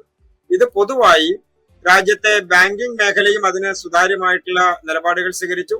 അതിന്റെ അടിസ്ഥാനത്തിൽ ആ തരത്തിൽ വ്യവസായങ്ങൾ കൊണ്ടുവരുന്നവർക്ക് അവരുടെ വ്യവസായങ്ങൾ തുടങ്ങുന്നതിനും അത് നിലനിർത്തുന്നതിനും അത് കൂടുതൽ മുന്നോട്ട് കൊണ്ടുപോകുന്നതിനുമുള്ള സാമ്പത്തികപരവും സർക്കാർ തലത്തിലുള്ള ഇടപെടലുകളുടെ കൂടി സുതാര്യത ഉറപ്പുവരുത്തി എന്നുള്ളതാണ്. ശരി, ശ്രീ ജയൻ,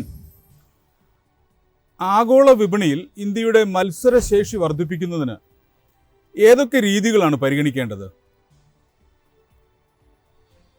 നമ്മൾ നേരത്തെ സംസാരിച്ചതുപോലെ തന്നെ എക്സ്പോർട്ട് എന്ന് പറയുന്നതിൽ ആണ് നമ്മളുടെ ഒരു വലിയ സ്ട്രെങ്ത്. എല്ലാ രാജ്യങ്ങളും അങ്ങനെയാണ്. വിദേശ നാണ്യം എന്ന് പറയുന്നത് സമ്പദ് വ്യവസ്ഥയ്ക്ക് അത്രയും ഒഴിച്ചുകൂടാൻ പറ്റാത്തതാണ്. അപ്പൊ അതിനകത്ത് സംഭവിക്കുന്ന ഒരു കാര്യം എന്ന് പറയുന്നത് ഓരോ രാജ്യങ്ങളും, പ്രത്യേകിച്ചും അമേരിക്ക പോലെ വളരെ ശക്തമായ രാജ്യങ്ങൾ അവരുടെ ആഭ്യന്തര കാര്യങ്ങളിൽ മാറ്റങ്ങൾ വരുത്തുമ്പോൾ ഇന്ത്യ പോലെയുള്ള രാജ്യങ്ങൾ അതിനനുസൃതമായിട്ടുള്ള നീക്കങ്ങൾ നടത്തണം എന്നുള്ളതാണ്. അതിൽ ഏറ്റവും പ്രധാനം നേരത്തെ സൂചിപ്പിച്ചതുപോലെ എക്സ്പോർട്ടിൽ വർക്ക് ചെയ്യുന്ന നമ്മളുടെ സെക്ടേഴ്സ്, നേരത്തെ സാറ് പറഞ്ഞതുപോലെയുള്ള ചില സെക്ടേഴ്സ്, അവരെ കൂടുതൽ എങ്ങനെ ഇൻസെന്റിവൈസ് ചെയ്യാം, അവർക്ക് എങ്ങനെയാണ് കാര്യങ്ങൾ സുതാര്യമായും സുഗമമായും നടത്താൻ പറ്റുന്നത്, ഏതൊക്കെ സ്കീമുകളിലാണ് അവരെ നമ്മൾ ബന്ധിപ്പിക്കേണ്ടത്, ഏതൊക്കെ കഴിവുകളാണ് നമ്മൾ അവർക്ക് ഉണ്ടാക്കിയെടുക്കേണ്ടത്, ഇത് താഴെ തട്ടിലേക്ക് എത്തിക്കുക എന്നുള്ളടത്താണ് സർക്കാരിന്റെ വിജയം എന്നാണ് തോന്നുന്നത്. കാരണം നമ്മൾ ഇതിന്റെ മുകളിൽ കാണുന്ന കണക്കുകളേക്കാൾ കൂടുതലായി വളരെ സുശക്തമായ ഒരു സംവിധാനം ഇതിന്റെ ഏറ്റവും അടിഭാഗത്ത് ചെയ്യേണ്ടതാണ്.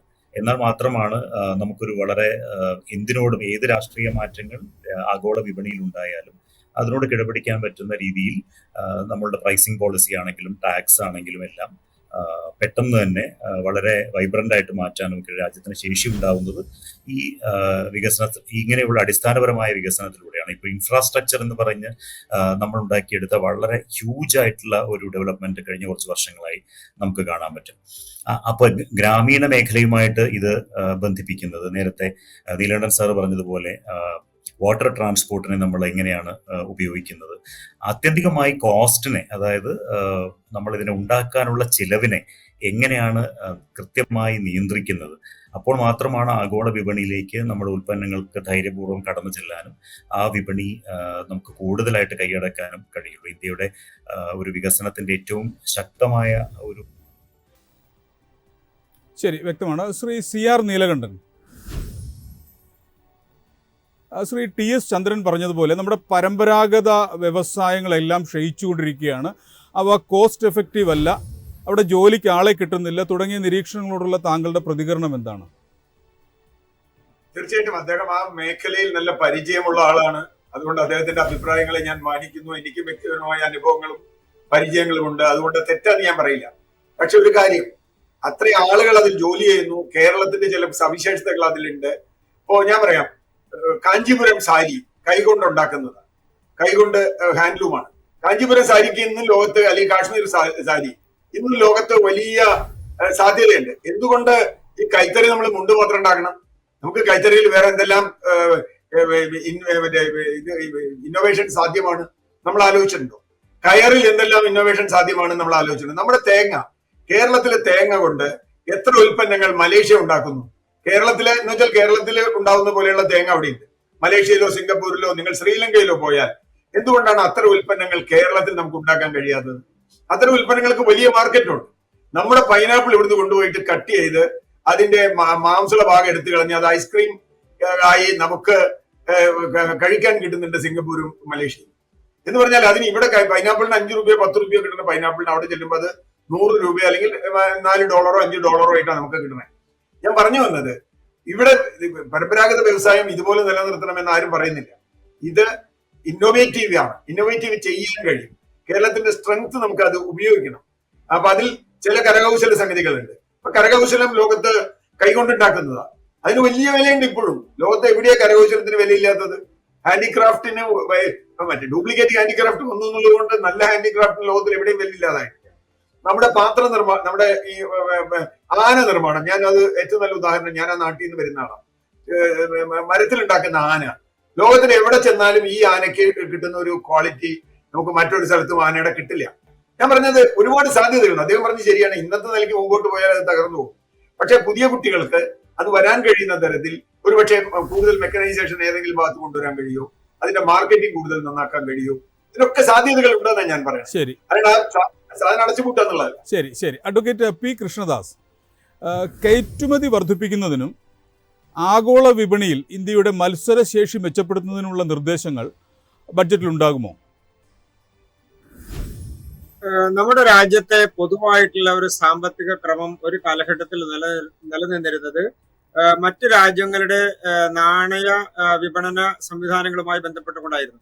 അവിടെ രാജ്യത്തിന്റെ ഏറ്റവും പ്രധാനപ്പെട്ട മാറ്റമുണ്ടായത് UPIയുടെ ഇൻട്രൊഡക്ഷനാണ്. UPI വന്ന സമയത്ത് നമ്മുടെ ബാങ്കിങ് മേഖല ഒരു കാലഘട്ടത്തിൽ നിലനിന്നിരുന്ന വൻകിട അക്കൗണ്ടുകൾ അല്ലെങ്കിൽ താഴെ തട്ടിലുള്ള സാധാരണക്കാരെ സംബന്ധിച്ച് അവരുടെ ഫൈനാൻസ് കൈകാര്യം ചെയ്യുന്നതിനുള്ള സംവിധാനം, അവരുടെ അക്കൗണ്ടിംഗ് സിസ്റ്റം, ഇതെല്ലാം കുറച്ചുകൂടി കാര്യക്ഷമമാക്കാനും അതോടൊപ്പം തന്നെ ഇൻകം ടാക്സ് വർദ്ധിപ്പിക്കുന്നതിന്റെ കാര്യത്തിലാണെങ്കിലും GST സംവിധാനം വന്നതോടുകൂടി എല്ലാ മേഖലയിലും ഒരു പൊതുവായിട്ടുള്ള ടാക്സ് സംവിധാനം കൊണ്ടുവന്നതിന്റെ അടിസ്ഥാനത്തിൽ രാജ്യത്തെ എല്ലാ പ്രദേശങ്ങളെ സംബന്ധിച്ചും സംസ്ഥാനങ്ങളെ സംബന്ധിച്ചും അവർക്ക് ആക്സസ് കിട്ടുന്ന ഒരു രീതിയിലേക്ക് നമ്മുടെ സാമ്പത്തിക മേഖല മാറി. പ്രത്യേകിച്ച് UPIയുടെ ഇൻട്രൊഡക്ഷൻ ലോകത്തിലെ തന്നെ ഏറ്റവും വലിയ ഒരു സാമ്പത്തിക ക്രയവിക്രയം നടക്കുന്ന ഒരു മേഖലയായി UPI മാറ്റാൻ വേണ്ടി കഴിഞ്ഞു എന്നുള്ളതാണ്. അതിന്റെ ഏറ്റവും പ്രധാനപ്പെട്ട വികസനം എന്ന് പറയുന്നത് നമ്മുടെ രാജ്യം ഇന്ന് ക്രയവിക്രയത്തിന്റെ കാര്യത്തിലാണെങ്കിലും ട്രാൻസ്പോർട്ടേഷന്റെ കാര്യത്തിലാണെങ്കിലും ഒരു കുതിച്ചുചാട്ടത്തിന് തയ്യാറായിരിക്കുന്നു. അത് പൊതു ട്രാൻസ്പോർട്ടേഷന്റെ കാര്യത്തിലാണെങ്കിലും ഇന്റർനെറ്റ് യൂസേജ് അടക്കമുള്ള പൊതു സംവിധാനങ്ങളുടെ ഉപയോഗം അത് വർദ്ധിപ്പിക്കുക മാത്രമല്ല അത് താഴെത്തട്ടിലേക്ക് ഗ്രാമീണ തലത്തിലേക്ക് വരെ അതിന്റെ പ്രയോജനങ്ങൾ എത്തി. ഏറ്റവും താഴെത്തട്ടിൽ ആളുകൾ UPIയുടെ പ്രയോജകരായി മാറി എന്നുള്ളതാണ്. ശരി, വ്യക്തമാണ്. ശ്രീ TS ചന്ദ്രൻ, വ്യവസായ മേഖലയെ പിന്തുണയ്ക്കാൻ താങ്കൾ സൂചിപ്പിച്ചതുപോലെ തന്നെ കോർപ്പറേറ്റ് നികുതി നിരക്കുകളിലും GST പരിഷ്കാരങ്ങളിലും എന്തൊക്കെ മാറ്റങ്ങൾ നമുക്ക് ഈ ബഡ്ജറ്റിൽ നിന്ന് പ്രതീക്ഷിക്കാം? GSTയിലെ മാറ്റങ്ങൾ അത് തന്നെ നയം ആ രീതിക്ക് എന്തെങ്കിലും പറയുമെന്ന് മാത്രമേ നമുക്ക് ഇതിൽ പ്രതീക്ഷിക്കാൻ പറ്റൂ. കാരണം GSTയിൽ മാറ്റം വരുത്തുന്നത് ബഡ്ജറ്റിലൂടെ അല്ലല്ലോ. GSTയിൽ മാറ്റം വരുത്തുന്ന GST കൗൺസിലുണ്ട്. അത് കൗൺസിലായിരിക്കും അതിന്റെ തീരുമാനങ്ങൾ എടുക്കുക. നോർമൽ കോഴ്സില് ബഡ്ജറ്റില് ഒരു നയം എന്നുള്ള നിലയിൽ പറയാനുള്ള സാധ്യത മാത്രമേ നമ്മൾ കാണുന്നുള്ളൂ. പക്ഷെ അവിടെ പോലും ഒരു നയം എന്നുള്ള രീതിയിൽ പറയേണ്ടതുണ്ട് എന്ന് തന്നെയാണ് എനിക്ക് തോന്നിയിട്ടുള്ളത്. കാരണം പല വികസിത രാജ്യങ്ങളിലും ഒക്കെ എടുത്തു കഴിഞ്ഞാൽ 2 സ്ലാബ് 3 സ്ലാബ് ഒക്കെയാണ് GSTക്ക് ഉള്ളത്. നമ്മുടെ ഇവിടെ GST എന്ന് പറഞ്ഞാൽ വളരെ കോംപ്ലിക്കേറ്റഡ് ആണ്. ഇപ്പോഴും 28% മുതൽ ഇങ്ങ് 3% വരെ നമ്മുടെ ടാക്സ് റേറ്റ് നീളുകയാണ്. അപ്പോ അതില് ഒരു യൂണിഫൈ ചെയ്യും, കുറയ്ക്കും എന്ന രീതിയിലുള്ള ഒരു നയ പ്രഖ്യാപനം ബഡ്ജറ്റിൽ ഉണ്ടാകാം എന്നാണ് ഞാൻ വിചാരിക്കുന്നത്. മറ്റൊന്ന്, സ്റ്റാർട്ടപ്പുകൾക്ക് ഈ ബജറ്റിൽ കൂടുതൽ എംഫസിസ് ഉണ്ടാകും എന്ന് ഞാൻ നിശ്ചയമായും പ്രതീക്ഷിക്കുന്നുണ്ട്. കാരണം നമ്മുടെ ഈ ഒരു ജനസംഖ്യയുടെ ഒരു യൂട്ടിലൈസേഷനും മറ്റു കാര്യങ്ങളും ഒക്കെ വെച്ചുകൊണ്ട് സ്റ്റാർട്ടപ്പ് എക്കോസിസ്റ്റം എന്ന് പറയുന്നത് കേരളത്തിൽ മികച്ച ഒരു സ്റ്റാർട്ടപ്പ് എക്കോസിസ്റ്റം ഉണ്ട്. ഏറ്റവും കൂടുതൽ യങ്സ്റ്റേഴ്സിനെ, ഇപ്പൊ നേരത്തെ നീലകണ്ഠൻ സാർ പറഞ്ഞതുപോലെ പിള്ളേരൊക്കെ പുറത്തേക്ക് പോവുകയാണ്, ചെറുപ്പക്കാർ ധാരാളമായിട്ട് പുറത്തേക്ക് പോവുകയാണ്, വിദ്യാർത്ഥികൾ പോവുകയാണ്. അപ്പൊ അവരെയൊക്കെ ഒന്ന് രാജ്യത്ത് നിർത്തുന്നതിന് വേണ്ടിയിട്ട് ഈ സ്റ്റാർട്ടപ്പിന് തന്നെ പല കാര്യങ്ങളും നമുക്ക് ചെയ്യാൻ പറ്റും. ഇപ്പൊ സാർ നേരത്തെ സൂചിപ്പിച്ച ടാക്സ്, ഇപ്പൊ സ്റ്റാർട്ടപ്പുകളൊക്കെ ഫേസ് ചെയ്യുന്ന ഇപ്പൊ ഏഞ്ചൽ ടാക്സ് എന്ന് പറയുന്ന ഒരു രീതിയുണ്ട്. അപ്പൊ അതൊക്കെ ഒന്ന് മിനിമൈസ് ചെയ്യാനുള്ള സാധ്യത ഈ ഒരു ബഡ്ജറ്റില് ഞാൻ കാണുന്നുണ്ട്. അതോടൊപ്പം സ്റ്റാർട്ടപ്പുകൾക്ക് കുറച്ചുകൂടി ഗ്രാൻഡും കുറച്ചുകൂടി സൗകര്യങ്ങളും, പൊതുവെ സ്റ്റാർട്ടപ്പ് ഫേസ് ചെയ്യുന്ന ഒരു പ്രശ്നം എന്ന് പറയുന്നത് അവർക്കൊരു ഫണ്ടിങ് ഇഷ്യൂ വളരെ വലുതാണ്.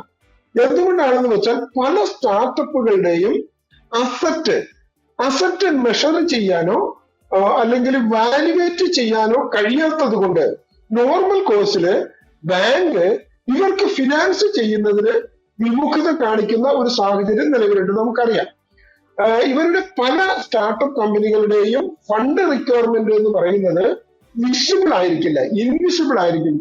സോഫ്റ്റ്വെയറിലും അതുപോലെ മറ്റ് ടെക്നോളജിയിലും ഒക്കെ ഇൻവെസ്റ്റ് ചെയ്യുന്ന രീതിയിലായിരിക്കും. അങ്ങനെ വരുമ്പോൾ ഇവരുടെ വാല്യുവേഷൻ പോസിബിൾ അല്ലാത്തത് കൊണ്ട് പലപ്പോഴും ഈ ബാങ്കിങ്ങിന്റെ ഒരു ലെൻഡിങ് എന്ന് പറയുന്നത് അവിടെ കുറച്ച് ബുദ്ധിമുട്ട് വരാറുണ്ട്. അപ്പൊ അതിനെ ഓവർകം ചെയ്യുന്നതിന് ഏതെങ്കിലും ഫലപ്രദമായ നടപടികൾ ഈ ടാക്സിൽ ഈ പറയുന്ന ബഡ്ജറ്റിൽ ഉണ്ടാകും എന്ന് ഞാൻ പ്രതീക്ഷിക്കുന്നുണ്ട്. അതുകൊണ്ട് റിയലിസ്റ്റിക് ആയിട്ടുള്ള ഒരു ആവശ്യമാണ് അവരുടെ. അതല്ലാതെ അവർക്കത് അതിനെ സസ്റ്റെയിൻ ചെയ്യാൻ പറ്റില്ല, പിടിച്ചു നിൽക്കാൻ കഴിയില്ല. അതുപോലെ കൂടുതൽ യങ്സ്റ്റേഴ്സ് തപ്പിപ്പോകുന്നത് ഈ സ്റ്റാർട്ടപ്പിലേക്കാണ്. അപ്പൊ ഈ സ്റ്റാർട്ടപ്പിലേക്ക് അവരെ സക്സസ് റേറ്റ് ഒക്കെ കുറവാണെന്നൊക്കെ ശരിയാണ്. പക്ഷെ എന്നിരുന്നാലും കുറെ സ്റ്റാർട്ടപ്പുകൾ നമ്മുടെ രാജ്യത്ത് വരുന്നുണ്ട്. നമുക്കിനിയും ധാരാളം പ്രോബ്ലങ്ങളുണ്ട്. പ്രോബ്ലങ്ങൾ സോൾവ് ചെയ്യുക എന്നുള്ളതാണ് സ്റ്റാർട്ടപ്പുകളുടെ ഒരു ടാർഗറ്റ് എന്ന് പറയുന്നത്. അപ്പൊ ഈ പ്രോബ്ലങ്ങളെ അസംബിൾ ചെയ്തുകൊണ്ട് അത് സോൾവ് ചെയ്യുന്നതിന് വരുമ്പോൾ സ്വാഭാവികമായും അവരുടെ ഫണ്ടിങ് പാറ്റേൺ പ്രൊട്ടക്ട് ചെയ്യുന്നതിനും അത് എൻഹാൻസ് ചെയ്യുന്നതിനും വേണ്ട നടപടികൾ തീർച്ചയായും ബഡ്ജറ്റിൽ ഉണ്ടാകുമെന്നാണ് ഞാൻ പ്രതീക്ഷിക്കുന്നത്. ശരി. ശ്രീ സൂരജ് നായർ, വ്യവസായ മേഖലയുമായി ബന്ധപ്പെട്ട് പ്രധാനമായും ശ്രദ്ധിക്കേണ്ട ഓഹരികൾ ഏതെല്ലാമാണ്? ബഡ്ജറ്റ് ഇമ്പാക്ട് ചെയ്യുന്ന സ്റ്റോക്കുകൾ ഇവയൊക്കെ ആവാനുള്ള ചാൻസസ് ആണ് വളരെ ഹൈ. ഇലക്ട്രോണിക് മാനുഫാക്ചറിംഗ് സെഗ്മെന്റിലേക്ക് Dixon Technologies, Kaynes, Amber, Syrma എന്നിങ്ങനെ കമ്പനികൾ ഒരു ഇൻവെസ്റ്ററിന് വാച്ച് ലിസ്റ്റിൽ ആഡ് ചെയ്യാവുന്നതാണ്. ക്യാപിറ്റൽ ഗുഡ്സ് സെക്ടറിലേക്ക് BHEL, Thermax, ABB, Cummins, Siemens, CG power, Hitachi എന്നുള്ള സ്റ്റോക്സ് വാച്ച് ലിസ്റ്റിലേക്ക് ആഡ് ചെയ്യാവുന്നതാണ്. ഇൻഡസ്ട്രിയൽ മെറ്റീരിയൽസിന്റെ ആ ഒരു സെക്ടറിലേക്ക് കാർബറൻഡം, യൂണിവേഴ്സൽ, ഗ്രൈൻവെൽ, നോട്ടൺ പോലുള്ള കമ്പനികൾ വാച്ച് ചെയ്യാവുന്നതാണ്. ഓയിൽ ആൻഡ് ഗ്യാസ് മേഖലകളിൽ Reliance, ONGC, NTPC, oil and gas, Oil India, GAIL എന്നിങ്ങനെ കമ്പനികൾ നമുക്ക് വാച്ച് ചെയ്യാം.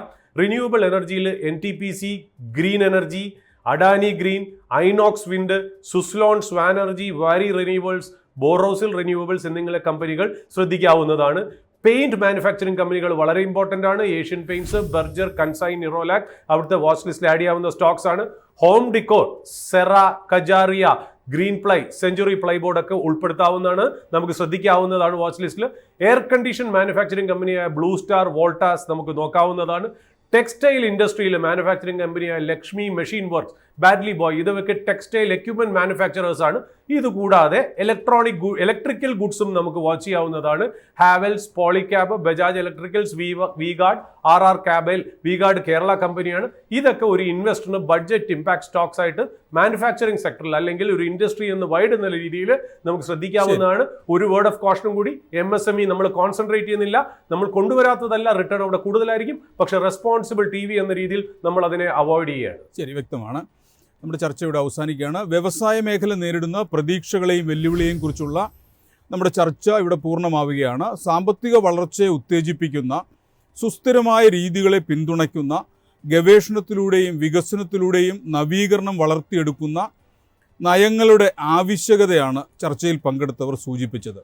ബഡ്ജറ്റ് ഈ വിഷയങ്ങളെ എങ്ങനെ അഡ്രസ്സ് ചെയ്യുന്നു എന്നറിയാൻ അടുത്ത ശനിയാഴ്ച വരെ കാത്തിരിക്കണം. ചർച്ചയിൽ പങ്കെടുത്ത Shri TS Chandran, advocate P Krishnadas, Shri JNK, Shri CR Neelakantan, Shri Sooraj Nair, നന്ദി. ബഡ്ജറ്റ് IT മേഖലയിൽ വരുത്തുന്ന മാറ്റങ്ങളെക്കുറിച്ചാണ് നാളത്തെ ചർച്ച. IT at ബഡ്ജറ്റുമായി നാളെ കാണാം. നമസ്കാരം.